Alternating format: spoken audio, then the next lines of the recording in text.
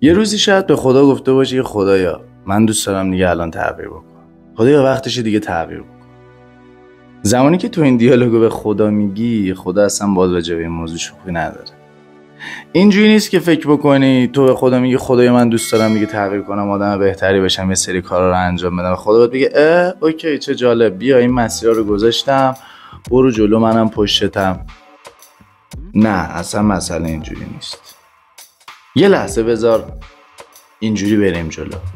فکر بکن که توی ساختمون 10 طبقه‌ای که الان توی طبقه همکف. توی طبقه همکف آدمایی هستن که مهمونی میرن، مشروب میخورن، پارتی ان، نمیدونم کلی داستان دارن، کثافتکاری انجام میدن. فکر بکن که تو الان توی اون محل تو تصمیم میگیری آقا یه سری از کارا رو نکنی و تو توی این راه پله تا زمانی که برسی به طبقه اول تک و تنها باید بیای. میای توی طبقه اول میبینی که خب آدما یه ذره لولشون رفته بالاتر، مهمونی و پارتی نمیرن ولی سیگار رو میکشن، آدمایی ان که زیاد کار آنچنانی نرن، درآمدشون در صورت 10-15 تومنه، دیدگاه منفی به شدت زیادی دارن. اونجاست که تو تصمیم میگیری آقا اوکی من این مرحله رو طی کردم ولی نمیخوام شبیه این آدم باشم، میام توی طبقه دوم. توی طبقه دوم میرسم به آدم‌هایی که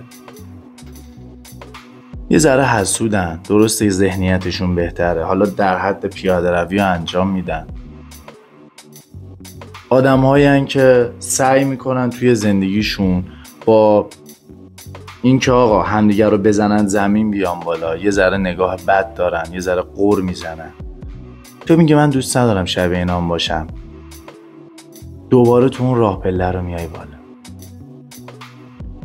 میرسی توی طبقه بعدی، میبینی یه سری آدم ها هستن که ورزش میکنن، ذهنیتشون نه خوبه نه بد، یه ذره درگیر اخبار و حاشیه‌ان، آدمایی هستن که درآمدشون یه ذره بهتره ولی روتین و برنامه‌ریزی خیلی عجیبی ندارن. اوکی تو دوباره یه طبقه میای بالاتر، به آدمایی میرسی که کتاب میخونن، ورزش حرفه‌ای انجام میدن و این طبقات طی میشه تا تو میرسی به طبقه 10. یه نکته، آیا طبقه 10 طبقه آخر؟ خیر. نکته 2، این طبقاتی که دارم به تو میگم توی یک هفته اتفاق نمیفته، توی یک ماه هم اتفاق نمیفته، توی یک سال هم اتفاق نمیفته. همون جوری که تو توی چند سال اخیر این فکرهای منفی، آدمهای منفی، تفریحهای منفی رفته توی ناخودآگاهت و زمان برده تا تبدیل به یک عادت بشه. فکرهای مثبت هم اینجوری نیست که بهت بگم 2 روز جایگزین فکرهای منفی میشه، اصلا اینجوری نیست داستان. اگه فکر می‌کنی داستان اینجوریه، نه. و نکته مهمتر این که اون مسیر طبقات مهم نیست، اون راه پله است که مهمه. قربون شکل تو برم، این مهمه که تو دقیقاً توی اون راه پله میتونی دووم بیاری یا نه. ببین یعنی اکثر آدمایی که من دیدم اینجوری هن که میرن طبقه 4م 5م ولی برمیگردن، چون نمیتونن روتینی که آدم طبقه 5می داره رو داشته باشن، چون براشون سخته، چون طبقه 4م ترجیح میدن به طبقه 5م، طبقه 5م ترجیح میدن به طبقه 6م. چون تو هر چقدر طبقات رو بری بالاتر، تعداد انسان‌هایی که باهاشون ارتباط میگیری کمتر، تعداد اتفاقات بدی که برات میفته هم کمتره، ولی تو اینو متوجه نمیشی چون تو لذت رو ترجیح میدی و فکر میکنی این لذت. پس اگر برگردی عقب، تو توی مسیرت خورد میشی، شاید 10 بار بری تو رابطه، به خود بگی بابا شاید من آدم رابطه نیستم، در صورتی که اگر ذهنیت درست باشه مطمئن باش خود یه رابطه خیلی خفن‌تر برای تو گذاشته کنم. ببین میدونی چه جوریه داستان؟ اینجوریه که فکر بکن تو تصمیم میگیری یه کاری رو انجام بدی و با جسارت کامل همه مراحل رو میدی جلو، یه جایی اصلا میرسی و من اینو درک کردم و رسیدم بهش. تو یه جایی میرسی اصلا آقا 1 قرون تو جیبت پول نیست ولی آدمی هستی که با شرافت زندگی میکنی. اونم بخشی از امتحانیه که خدا برای تو گرفته، چون تو بهش گفتی من میخوام تغییر بکنم. یه جایی توی اوج خوشی یه اتفاق بعد برات میفته، اونجاست که 99% آدم برمیگردن بالا میگه نذاش یه 2 دقیقه حال کنیم، ما باد قهر میکنم، خدافظ.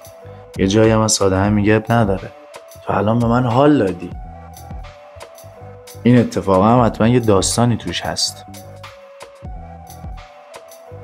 بچه ها این داستانی که دارم بهتون میگم واقعا همین جوریه و تو یه جایی توی زندگیت میرسی که با اتفاق افتادن یه سری از اتفاقهایی که حس میکنی نباید اتفاق میافتاد دیگه برات مهم نیست دیگه. اونجوری که باید تأثیر بذاره اسیرت کنه اسیرت نمیکنه.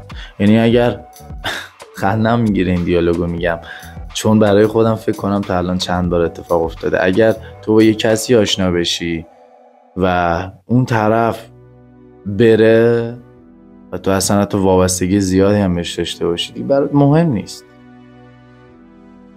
میگه خب اوکی موفق باشی هر جایی که هستی، چون تو اون موقع به این درک میرسی که آقا من به این درک رسیدم که خودم با خودم حال بکنم. من اون راپله‌ای که هر طبقه طی کردم و تنها رفتم، با تو نرفتم، کسی بالا سرم بوده که رفتم و تصمیم گرفتم توی هر طبقه بعد از چند روز، چند ساعت، چند ماه دوباره بیام توی طبقه بالاتر و دوباره تک و تنها اون طبقات رو بالا رفتم. پس نیازی به این ندارم که تو چه باشی چه نباشی، چون من توی اون راپلا تنهایی یاد گرفتم. و خدا وقتی که تو تصمیم میگیری این دیالوگ رو بگی که من میخوام شروع بکنم، این پلن رو برای تو میچینه، برای همه میچینه، اما راه پله هر شخصی متفاوت. شاید اون مسیری که تو الان میخوای بری تو رو 20 ساله بعد به نتیجه برسونه. خیلی برید زندگی نامه آدمای موفق رو بخونید.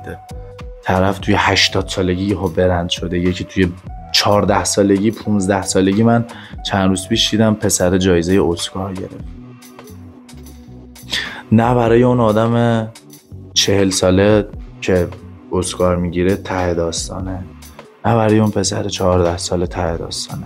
یهو به خودت میای میبینی کسی که 14 سالشه توی 25 سالگی بازیگری گذاشته کنار، اصلا طرف تغییر جنسیت داده، طرف اصلا رفته تو دنیای دیگه، طرف اصلا مسافرکش. یکی هم میبینی توی سن 50 سالگی یهو زندگیش عوض میشه. و بچه‌ها آدمی که بدونه با تنهایی خودش و با خدای خودش چجوری پیش بره، از این مطمئنه که هیچ اتفاقی بد نیست و تصمیم بگیرین راهو برید. خیلی خوشحال شدم که توی این ویدیو باهات صحبت کردم. امیدوارم که تونسته باشم یه ذره کمکت کرده باشم. کلی مراقب خود باش. فعلا خدا نگهدار.